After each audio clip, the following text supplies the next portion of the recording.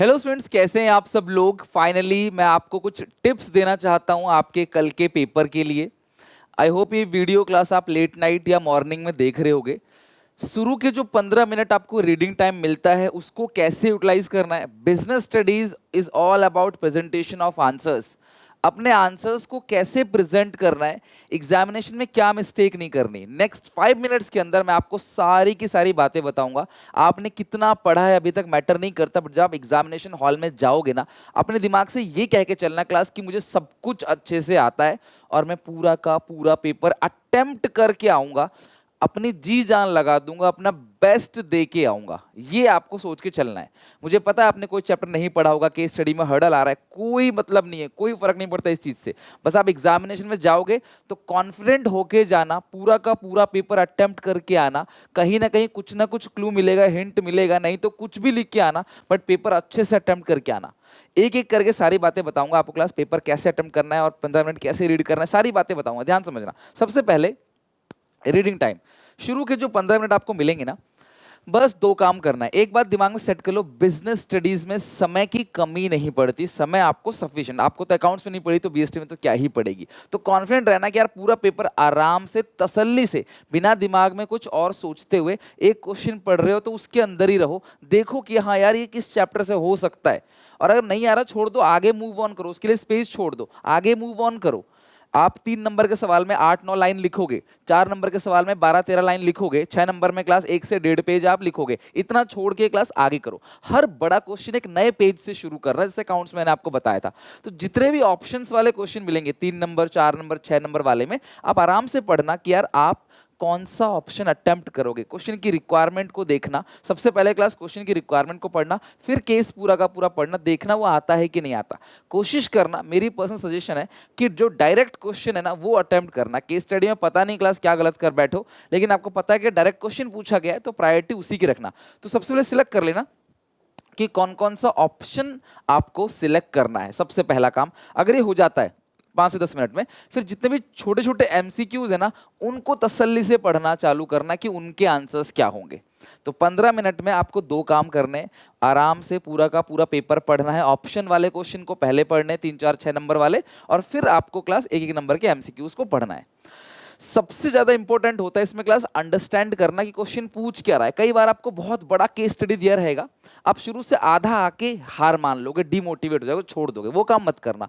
पूरा का पूरा केस स्टडी एंड तक जाना, क्या पता आखिरी के 2-3 लाइन में आंसर हो। लेकिन केस स्टडी को शुरू करने से पहले एक बार रिक्वायरमेंट पढ़ना, फिर केस स्टडी, और फिर लास्ट में दोबारा रिक्वायरमेंट। ठीक है, कुछ और मत सोचना क्वेश्चन को पढ़ते वक्त, और क्वेश्चन की रिक्वायरमेंट देखना क्वेश्चन मांग क्या रहा है। अगर क्वेश्चन 3 पार्ट में आंसर मांग रहा है तो एक एक लाइन छोड़ के 3 नए पैराग्राफ में, 3 पैराग्राफ में आंसर्स को लिखना जैसा क्वेश्चन मांग रहा है।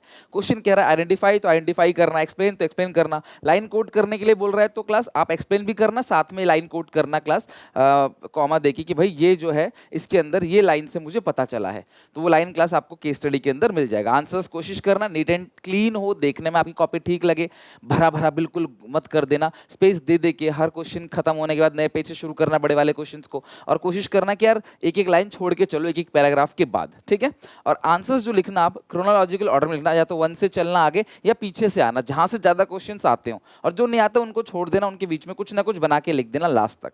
ठीक है, अपनी लैंग्वेज बिल्कुल यूज कर सकते हो। कोई आपसे ये बोले कि नहीं अपनी लैंग्वेज आप यूज नहीं कर सकते तो गलत बात है। आप हेडिंग भले ही लिखो बुक का, बट अंदर का अपनी सिंपल भाषा में लिख सकते हो आप। कोशिश करो कि अपना आंसर्स पॉइंटर्स में डालो, रोमन नंबर में, पॉइंट्स के अंदर आंसर लिखो, पॉइंट नंबर 1, पॉइंट नंबर 2, और पॉइंट नंबर 2 में हेडिंग डालो फिर एक्सप्लेनेशन, हेडिंग डालो फिर एक्सप्लेनेशन। इसकी हेडिंग नहीं आती तो डायरेक्टली आप 2-3 लाइन में एक्सप्लेनेशन भी कर सकते हो। मतलब कॉपी नीट एंड क्लीन, सुंदर, अच्छी लगनी चाहिए क्लास। कुछ आंसर्स अगर अपनी लैंग्वेज बना के लिखोगे ना तो भी आपको नंबर मिलेंगे, ऐसे नहीं कि बुक इस लैंग्वेज लिखनी है। प्रेजेंटेशन की बात करें, पूरे उसमें कहीं ना कहीं प्रोसेस जरूर पूछेगा, कोई ना कोई क्लास डायग्राम पूछ सकता है आपको। स्टाइल ऑफ लीडरशिप में बेसिकली कम्युनिकेशन प्रोसेस है, कोई भी प्रोसेस हो उसको कोशिश करना ऐसे लिखने का, हेडिंग डालना प्रोसेस, फिर बॉक्सेस बना के point number 1, point number 2, point number 3, point number 4, point number 5, ऐसे करके ना क्लास एक सुंदर सा स्केल से अच्छे से बना के चलना। कॉपी पे बहुत अच्छा प्रेजेंटेशन मिलेगा। दो अगर लोग बात कर रहे हैं तो ऐसे क्लास 2 लोगों को आप कार्टून बना के बातचीत करा सकते हो। कोई चीज 4 लिखनी है तो ऐसे 4 लिख सकते हो, कोई चीज 4 लिखनी है तो ऐसे 4P हो गया क्लास, SWOT एनालिसिस हो गया। कोई भी चीज चार है अगर ऑब्जेक्टिव ऑफ फाइनेंशियल मैनेजमेंट, तो ऐसे आप 4 पॉइंट लिख सकते हो, बहुत अच्छा इंप्रेशन पड़ता है। लीडरशिप के स्टाइल में डायग्राम बनाना, मैनेजमेंट में क्लास कोऑर्डिनेशन अगर है तो इस तरीके से क्लास है कोई डायग्राम बना सकते हो। बहुत सारी जगह पे नहीं बनाना, लेकिन एक दो जगह पे जरूर बनाना। मैं नहीं कह रहा सब जगह भरो, बट पूरी कॉपी में कम से कम 1 या 2 डायग्राम चार्ट होना चाहिए। बहुत अच्छा इंप्रेशन उससे आपको मिलेगा, राइट। कोशिश करो कि आप क्लास पॉइंट्स में लिखो। पॉइंट्स, कुछ क्वेश्चन पॉइंट में होना चाहिए, कुछ क्वेश्चन क्लास नॉर्मल होना चाहिए। यही सब छोटी छोटी बातें हैं क्लास जिनका आपने ध्यान रखना है। एंड द मोस्ट इंपॉर्टेंट चीज, एग्जामिनेशन में क्लास फुल ऑफ कॉन्फिडेंस से पेपर दे के आना। केस स्टडी का हवा बना रखा है लोगों ने, क्लास केस स्टडी बिल्कुल नॉर्मल आएगी, आप कर लोगे आराम से, कोई दिक्कत परेशानी नहीं आएगी। भगवान का आशीर्वाद लेके, माता पिता का आशीर्वाद लेके, क्लास दही चीनी खा के आराम से अच्छे से फ्रेश होके जाना। एग्जामिनेशन हॉल के बाहर मगअप बिल्कुल मत करना। जो पढ़ लिया सुबह 8 बजे तक, 8 बजे तक टाइम है तुम्हारे पास, सुबह 8 बजे तक जो पढ़ लिया, जितना पढ़ लिया, that is finish, that is last. उसके बाद कुछ भी मगअप करने की जरूरत नहीं है, सब कुछ आराम से आपका पढ़ा हुआ ही आएगा। जितना मैंने तुम्हें पढ़ाया है वो सब कुछ है, जितना तुम्हें सुबह तक पढ़ाऊंगा उससे बाहर एक अक्षर भी नहीं आएगा। और अपना पेपर बिगाड़ोगे तो हड़बड़ाहट में, जल्दीबाजी में कुछ और सोच रहे हो, कुछ और पढ़ रहे हो, कुछ और लिख रहे हो, इस तरीके से नहीं करना। पेपर आखिरी पेपर है, मेजॉरिटी बच्चों का बहुत अच्छा जाएगा, बिल्कुल चिंता नहीं करना। अच्छे से ऑप्शन चूज करना, कौन सा लिखना है कौन सा नहीं, किस क्वेश्चन में क्लास आपको ज़्यादा अच्छे से प्रेजेंट कर पाओगे वो लिखना। ज़्यादा थोड़ा आंसर कभी अगर छोटा भी हुआ तो भी चलेगा, आंसर बड़ा हुआ तो भी चलेगा। ऐसा कोई लाइन देखते, अगर टीचर लाइन पढ़ के वर्ड्स पढ़ के कर लगे चेक, वो पॉसिबल नहीं है। तो पेपर आपका बहुत अच्छा जाएगा, बस इन छोटी छोटी बातों का इस्तेमाल करना।